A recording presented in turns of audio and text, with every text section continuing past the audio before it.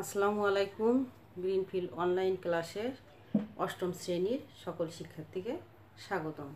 সুপ্রিয় শিক্ষার্থী, কেমন আছো তোমরা? আশা করি নিশ্চয়ই ভালো আছো।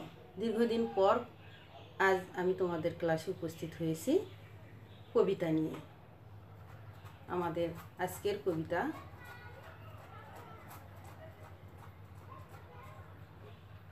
রূপাই।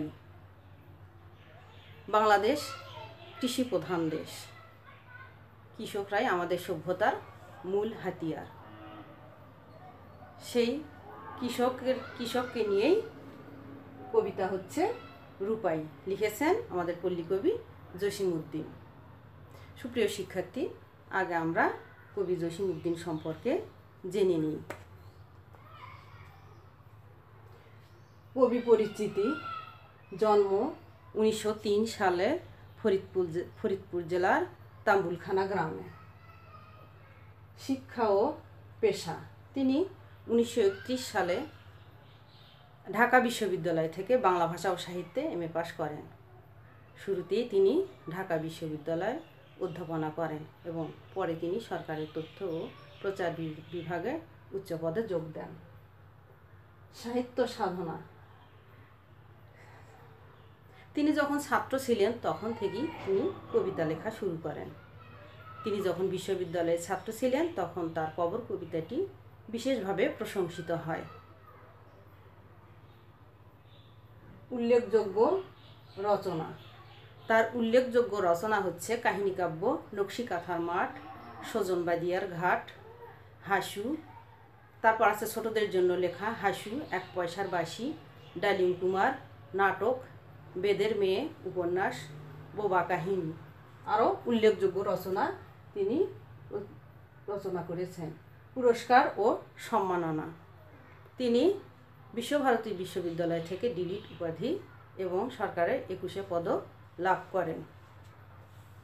উপাধি: তার উপাধি হচ্ছে তিনি পল্লী কবি জীবনাবসান।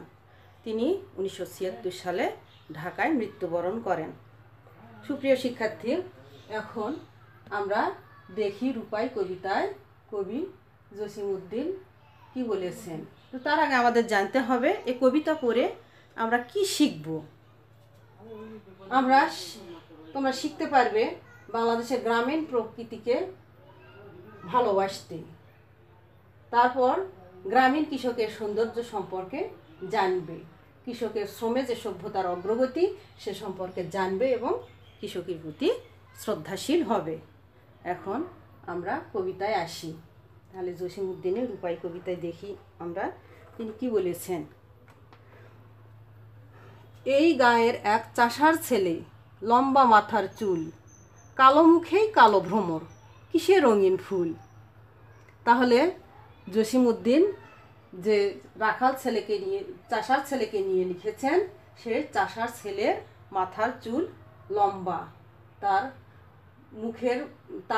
গায়ের বর্ণ কালো, ভ্রমরের মতো কালো, এত সৌন্দর্য যে রঙিন ফুলও যেন হার মানিয়ে যায়। কাঁচা ধানের পাতার মতো কচি মুখের মায়া, তার সাথেকে মাখিয়ে দিয়েছে নবীন তৃণের ছায়া। কাঁচা ধানের পাতার মতো তার মুখের মায়া, মনে হয় যেন নবীন তৃণের ছায়া তার মুখে লেগে আছে। জালি লাউয়ের ডগার মতো বাহু দুখান সরু, গা খানি তার শাওন মাসের যেমন তমাল তরু। তার দেহের অবয়ব, দেহের সৌন্দর্যের বর্ণনা দিয়েছেন তিনি জালি লাউয়ের ডগার সঙ্গে তার বাহু দুখানিকে তুলনা করেছেন। আর তমাল গাছের কাণ্ড কালো, বৃষ্টিতে ভিজে বৃষ্টিসিক্ত তমাল তরু যেমন সুন্দর চকচকে হয়, তেমনি রূপাইয়ের গাখানিও তমাল তরুর মতো সুন্দর। বাদল ধোয়া মেঘে কেগো মাখিয়ে দিচ্ছে তেল, বিজলি মেয়ে পিছলে পড়ে ছড়িয়ে আলোর খেল। বৃষ্টি ধোয়া গাছে যখন ময়লা জমে তখন বৃষ্টির পানিতে ধুয়ে সে গাছের ময়লা ধুয়ে যায়, গাছ যেন চিকচিক করে, প্রকৃতি যেন নতুন রূপ ফিরে পায়। তেমনি রূপাইয়ের সৌন্দর্যকে সে বাদল ধোয়া মেঘের সঙ্গে প্রকৃতির সঙ্গে কবি তুলনা করেছেন যে তার বিজলি মেয়ে তার সৌন্দর্যে যেন আলো ছড়িয়ে পিছলে পড়বে।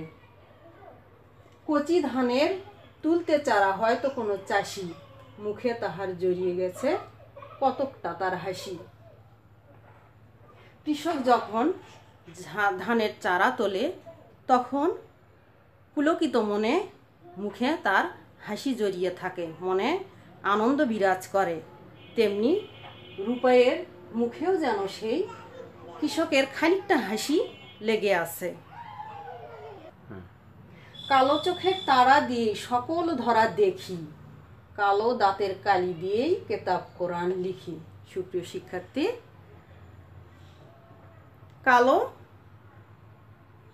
পৃথিবীর কালোকে অনেক সময় গ্রামের মানুষেরা, গায়ের কালো বর্ণকে গ্রামের মানুষেরা অনেক সময় তুচ্ছ-তাচ্ছিল্য করে, কিন্তু এই কালো দিয়েই পৃথিবীর অনেক কিছু তৈরি, মূল্যবান গুরুত্বপূর্ণ কিছু এই কালো দিয়ে, অনেক কিছুই কালো দিয়েই তৈরি। যেমন আমরা পৃথিবীকে এই চোখ দিয়ে দেখতে পাই, চোখ ছাড়া কিন্তু পৃথিবীকে আমাদের দেখা সম্ভব হতো না।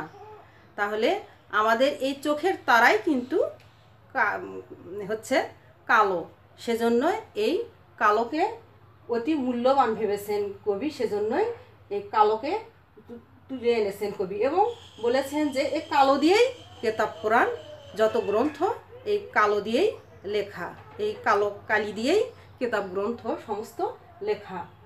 জনম কালো মরণ কালো, কালো ভুবনময়, চাষিদের ওই কালো ছেলে সব করেছে জয়। সৃষ্টি থেকেই কৃষকরা শ্রম দিয়ে যাচ্ছে, কৃষকের শ্রমেই আজ কিন্তু মানব সভ্যতার অগ্রগতি।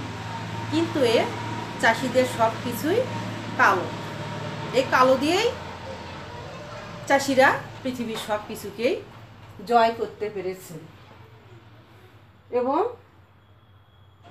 এই চাষিরা রোদে পুড়ে তাদের গায়ের বর্ণ কালো হয়। এই কালো মহত্ব বোঝাতে চেয়েছেন কবি এখানে। সোনায় যে জন সোনা বানায়, কিসের গরব তার, রং পেলে ভাই গড়তে পারি রামধনুকের হার। তাহলে স্বর্ণকার কাঁচা সোনা দিয়ে স্বর্ণালঙ্কার তৈরি করেন, অতি মূল্যবান জিনিস দিয়ে গুরুত্বপূর্ণ কিছু তৈরি করেন। কিন্তু চাষির ছেলে রোদে পুড়ে তার গায়ের বর্ণ কালো, কিন্তু সে স্বর্ণকার যেমন স্বর্ণালঙ্কার বানায়, তেমনি রং পেলে রামধনুকও করতে পারে। তৈরি কোনো কিছু দিয়ে তারা নতুন কিছু তৈরি করতে পারে, মূল্যবান কিছু দিয়ে মূল্যবান কিছু তারা তৈরি করতে পারে। সোনায় যে জন সোনা বানায়, কিসের গরব তার, রং পেলে ভাই গড়তে পারি রামধনুকের হার।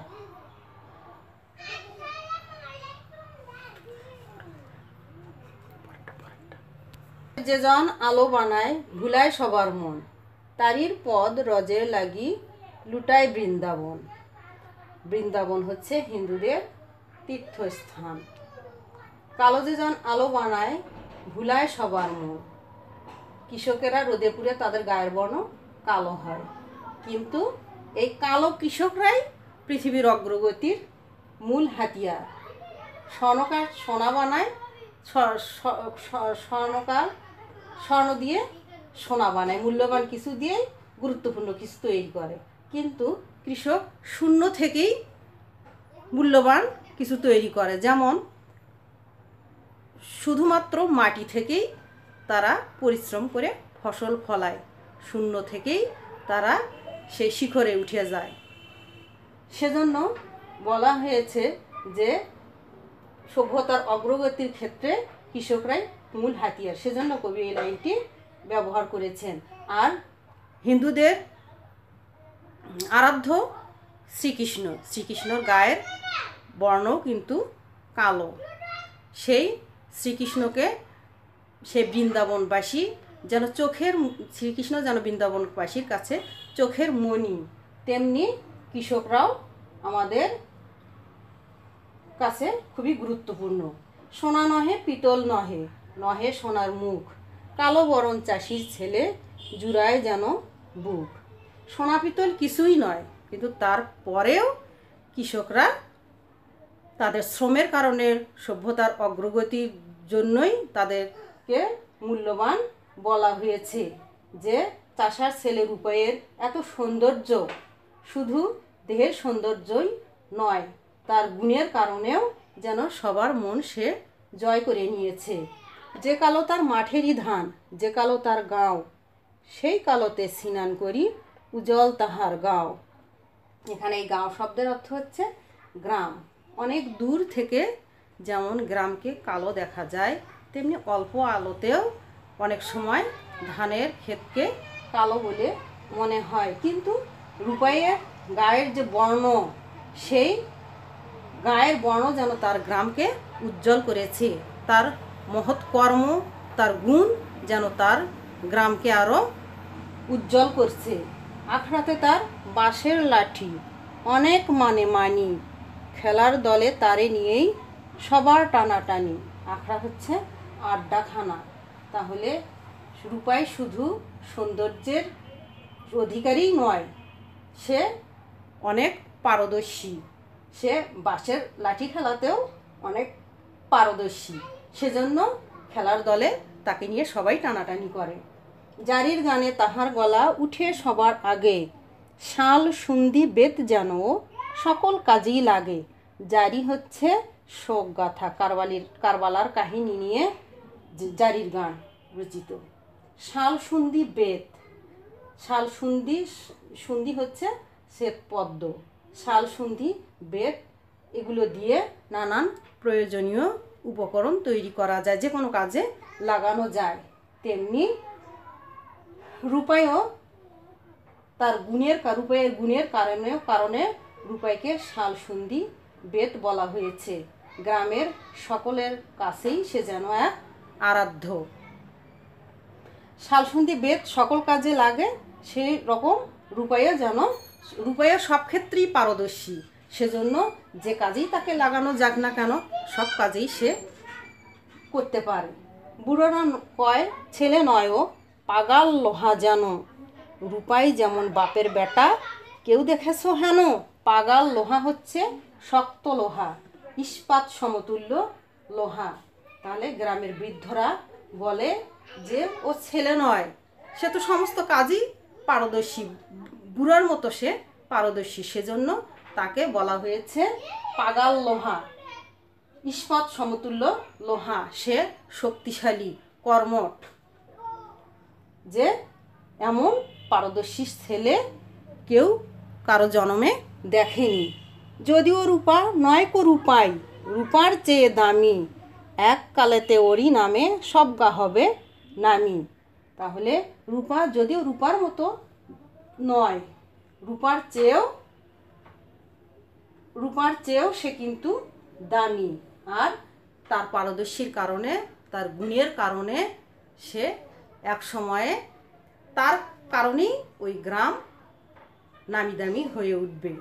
সুপ্রিয় শিক্ষার্থী, আজ আমরা রূপাই কবিতাটি পাঠ করলাম। আর এ থেকে আমরা জানতে পারলাম যে কবি জসিমউদ্দিন কৃষকদের এখানে গুরুত্বপূর্ণ ভূমিকায় তুলে এনেছেন। কৃষকদের এই কবিতায় রূপাইকে তিনি প্রকৃতির বিভিন্ন উপাদানের সঙ্গে তুলনা করেছেন। রূপাইয়ের সৌন্দর্যের কথা তুলে ধরেছেন, রূপাইয়ের গুণ কীর্তনের কথা তুলে ধরেছেন। মোট কথা কৃষকদের তিনি মূল্যবান অনেক মূল্য দিয়েছেন। সুপ্রিয় শিক্ষার্থী, আজ এ কবিতা পড়ে আমরা যা জানলাম তা থেকে আমাদের অনেক বহু নির্বাচনী প্রশ্ন থাকবে, অনুধাবনমূলক প্রশ্ন থাকবে। কবিতাটি থেকে তোমরা সেগুলো নিজেরাই বের করে তার সমস্যা সমাধান করার চেষ্টা করবে। তোমরা এতক্ষণ আমার সঙ্গে থাকার জন্য তোমাদের সবাইকে ধন্যবাদ।